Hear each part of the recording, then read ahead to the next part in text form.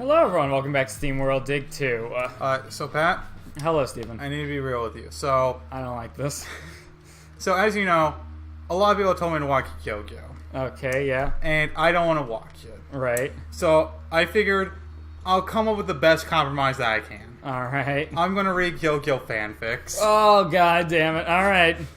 I'd like to preface this by giving a nice big ol' fuck you to all of my anime loving friends out there. And really just everyone in general who's managed to make the JoJo series as popular as it is. You are all a stain on my life currently. It's just mainly going, so, yeah. Okay. So the first one I found was Giorno goes to Burger King. Who? Giorno? Who is Gerono? I think he's the fifth one. The fifth Joe. Fifth Joe. Gironi, he's Italian. His name sounds Italian. Gironi. Okay, Yeah, fair that one. enough. Gironi, I think his last name Giovanni. You gotta understand, I know jack shit about JoJo's Bizarre Adventure. Don't worry, I don't know anything about this guy. But you know anime. Yeah. I think that gives you, a slight edge. Yeah, fair enough. So I feel like I could just preface this, like, I guess there's probably spoilers for parts which haven't been animated yet. Fuck, who cares? Tom, I certainly don't. I was bored, and this... I don't know what to do here. This is an awkward situation to be in. I don't know, kill the cactuses. Alright, so... Giorno goes to Burger King. I was bored, and this, for some reason, popped in my head. I could really go for a Whopper, to be honest. Giorno Giovanni, that was this boy's name, and he is the son of Dio, a megalomaniac vampire who just so happens to be a stand user. I thought the Dio dude was the bad guy. He is. And he's the dad to one of the Joes? I guess. Okay. Moving on. I thought the Joes were the good guys. They are. And they're the kids of the bad guy? I don't really know anything about this one. This is awkward. Alright. Oh, dude, new teleport unlocked. Ooh, nice.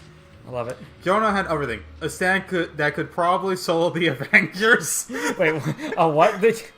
So their power is called stands. Think of it like Persona. Okay. And their personas have, like, certain abilities. One guy's ability is, like, the ability to make strings. One guy's is the ability to, heal anything. Okay. So it's just like that. I don't know what his stand is. But yeah, apparently his stand could solo the Avengers. Fuck. The well-kept office of a mafia building, and all the power in the world to lower the crime rate of Nepal's Italy. What could be on this boy's mind that bothered him so much? Also, I'm pretty sure he wants to be a mob boss. Oh, this Joe does. His insatiable craving for Burger King. He just had to have a Whopper every now and then. He packed up his wallet and essentials for going out, and he did just that. Giorno headed to the nearest Burger King, and by Holy Mother of Jesus, was the place a mess. Fuck. Ah, damn it.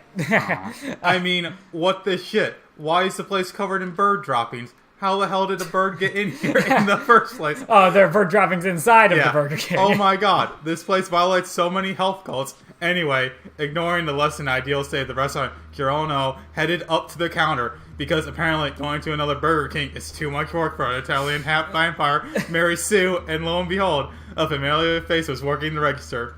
Welcome to Burger King. How may I take your order? A young man with blonde hair, a Swiss cheese-looking outfit, and obviously isn't happy to work here stood at the counter. Fogo! What the fuck are you doing here? Questioned Giorno. The dude worked at the Burger King of all places.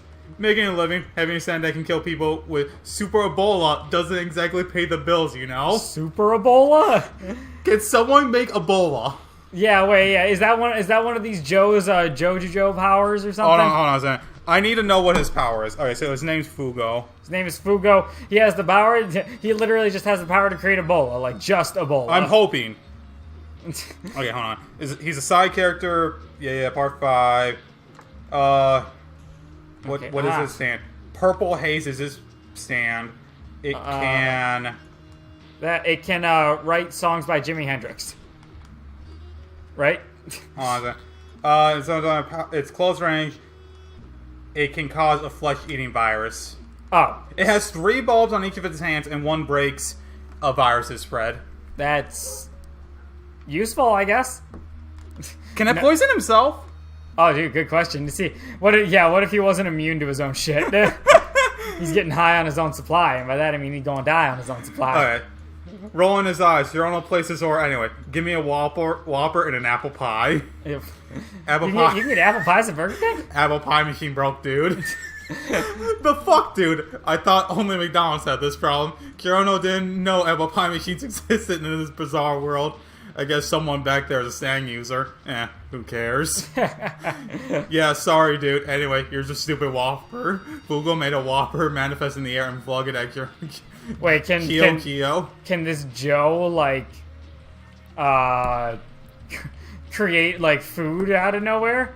Is that his thing? Hold on, let me check it. Oh no. Kiabani. We're learning some. Oh, wait a second. He looks weird. He's an Aries. Alright, so. Oh god, he is weird then. His stand is called Gold Experience. Close range, okay. Oh shit. Abilities. It's not particularly strong. It is rather fast. Alright. Okay, so it can give life to anything. It can give... Whoa! Alright, so it can convert inorganic objects into living organisms. So it can be animal or a plant. It can transform a piece of luggage into a frog or a lighter into a rose. Oh, I need water. Shit. Alright, they can persist for a time. I have no idea what any of this has to do with, like, the story. What? His power? Yeah. It's probably how he fights He literally just made a Whopper. This is a fanfic. I know it's a goddamn fanfic. I don't give a shit about JoJo's Bizarre Adventure. I just want to know what fanfics they're making about the show. You can make flies. Cool. Right. Visit Workbench. Discard a resource grants you the share of its monetized value. Oh, so I don't have to go up as much. Increases your lamp's light radius. I guess that's all I got right now. So, he flung the Whopper at Geo. I guess that's just what they call him sometimes. Geo. Geo. Whom caught it with gold experience. Thanks, dude. Kirono then headed to a table in the back and ate, and before you knew it, it was gone. I did not add any. Man, they really are just going hard on this whole, He need more. So Kirono went to the counter and ordered more and more. Fugo was not having it after the 5th time. Dude, you're gonna have a stroke at this point, Fugo scolded. Nah, fam, I'll be fine. Kirono then munched on his 5th consecutive Whopper and inflated. Oh dear, he really let himself go after killing a time-erasing dude. Or however King Crimson worked. Kirono had a stroke and fell into a coma. He, in his sleep, vowed to never eat cow meat again. And that, folks, is why Kirono was not in Stone Ocean. I think that's part 6. Okay.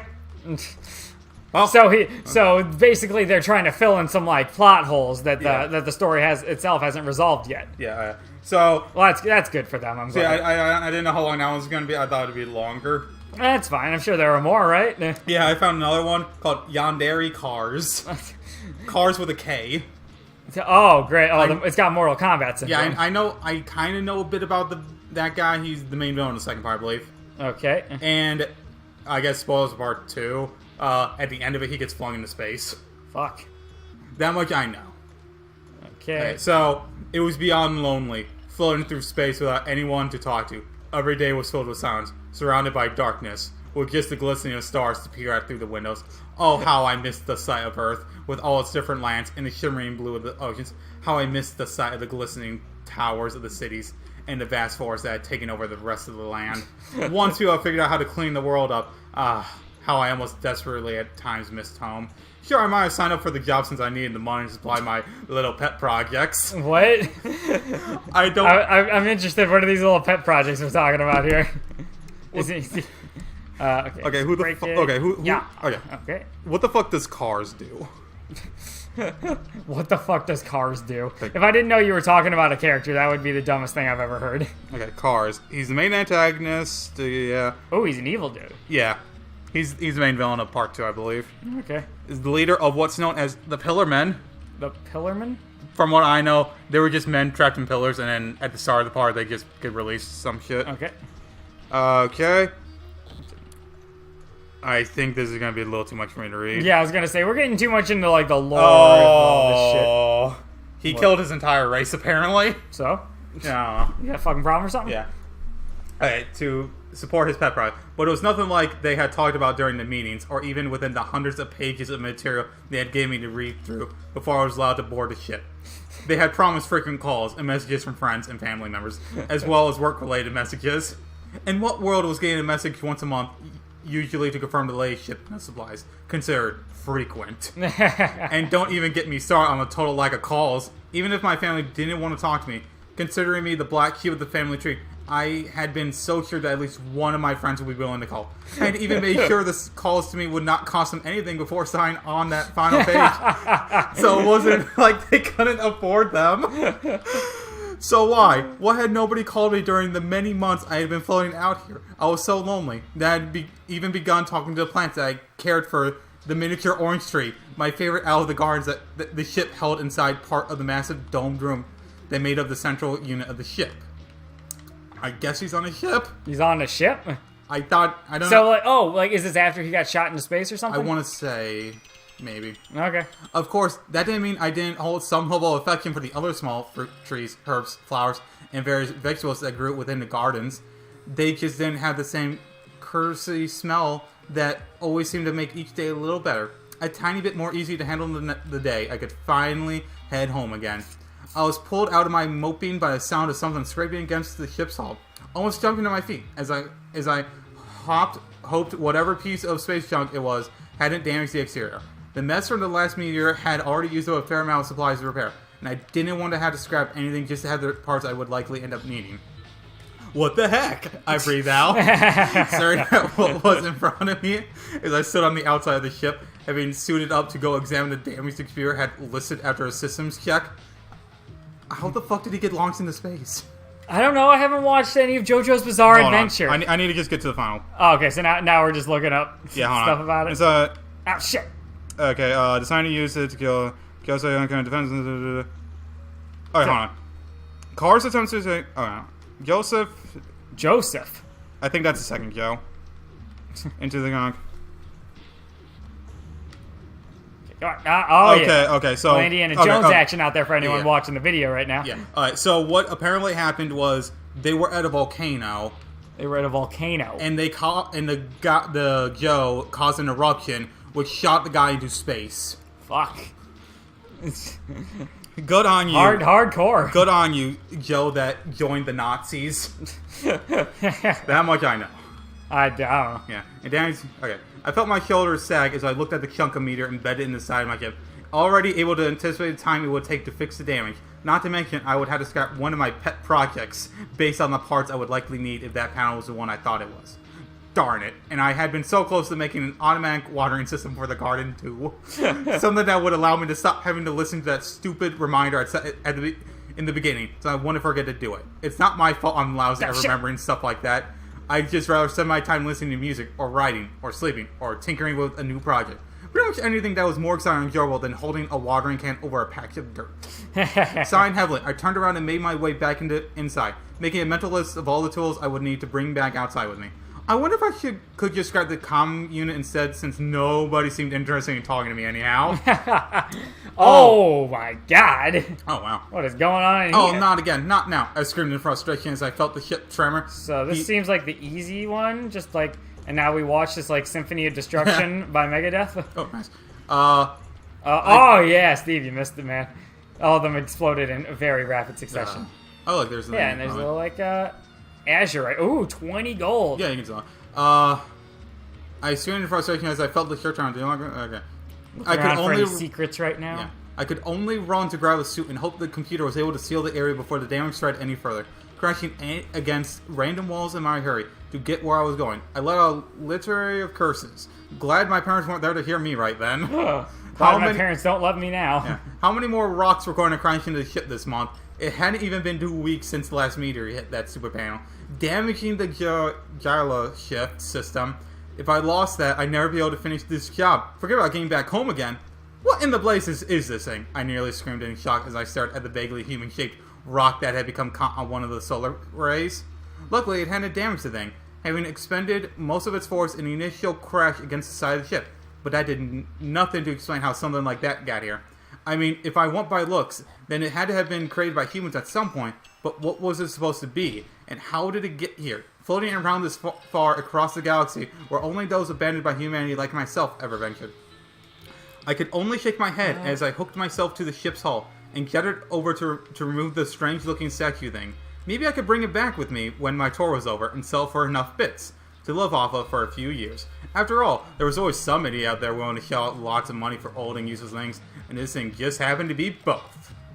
I would have been a fool not to take advantage of such a particular practicality fall into my lap, and despite the current circumstances of my life, I wasn't a complete idiot. Oh, stops pressure bombs from hurting me. Ooh, nice. Yeah, go ahead and say it quickly. I think I'm going to take that off and then put this one on. Another day down, several months left to go, and still, barely a message ever sent to me from headquarters. I'd almost contemplated sending word of the strange statue I'd found, but had changed my mind.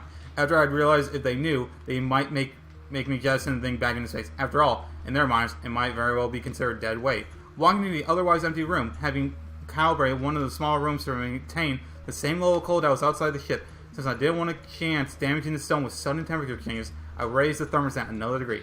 I figured if I raised it just a little bit each day, and it was less likely to cause any cracking to appear. At least that was my hope. Just what were they thinking when they chiseled you into shape? I spoke softly as I ran my gloved finger gently over the stone wings that seemed to wrap so protectively over the thing's back. Well, I'd say at least they weren't boring. I must be completely losing it. It was bad enough I talked to the plants. At least people have said talking to plants helped them grow, but talking to a statue, I might as well be talking to walls, which I get to do, thankfully. I mean, he'll totally end up doing it, though, at one point.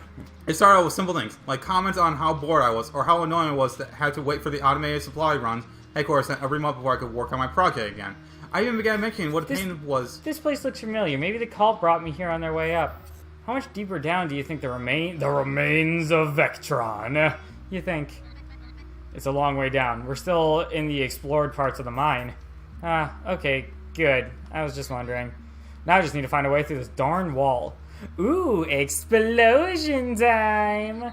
That won't do. These walls were built after Shiner Wars to keep those crazies from coming up. Shiners are experts at blowing things up, so these walls were built to withstand blasts.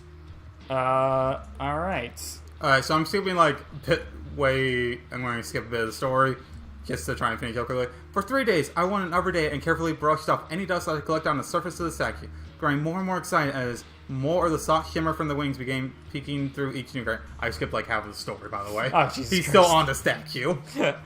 What confused me was the lack of shimmer anywhere else light hit the statue, but I figured it might simply be a different material being hidden under the rest. Perhaps it was some other kind of stone, or maybe tarnished metal. Oh, what if it was silver or gold underneath, even though the value wasn't what it used to be? Steve, I need to talk. Oh, okay, go for it. I've been working the mines for ages, dearie, but I never felt anything like these earthquakes. I checked them out for myself, not much of a miner left. What happened to you? Ooh, is it some sort of horrible mining accident? Nope, I gave a lot of body parts to make all my Coggon boys. Biggest mistake in my life. Boring. So who do I talk to in order to, here, 2 fascinating artifacts. Here's the blueprint. Hand it over to the workbench to use the Cogmons. The Gaze of Odin. I'll give you another blueprint if you show me 3 artifacts. Alright. I like your boots. Yeah, they got enhanced in some machine down below the desert. The extra sprint hydraulics probably made them really, really fast. Those equipment machines down in the mining stations are pretty cool, right? How so? Alright. Well, they can be found all over the mines. They're very, very old. We don't really know who built them, but they work fine for our kind. Over the years, the miner bots have set up mining stations around the machines. We know where a few of them are, but the mines are much, much bigger than the part that's been worked on. I've read about other stations with cool equipment lost in deeper, unmapped parts of the mine. Alright, so, where do I go to start progressing a bit more, though? Steve, anything else you want to read about your weird, strange fanfics? Okay, Cars is a statue. Cars is a statue? Yeah, I guess when he got shot into space, he became a statue. Okay. Alright, but yeah, so, and also the main character was a female. Alright. Yeah, there's nothing much else to say. It's just slowly, she heats it up, and eventually he comes out and is like, yeah, tell me what has happened since I got sent out of Earth, and I can make the world yours. And then he just smiles and now come, show me where we are, and tell me about everything that has passed since I was forced away from the Earth. End. Nice. And I think with that, yeah, I have concluded yet again. I'm not going to watch JoJo. Just based off these strange interspersed stories, one of them goes to Burger King, one of them goes into space and nobody ever calls. Yeah. Bunch of fucking losers. I gotta say, the Burger King one had me on the tip of my toes, but you know what? I think the space one is just a little too out there for me. And that's the moral of the story. Goodbye, everyone. Later.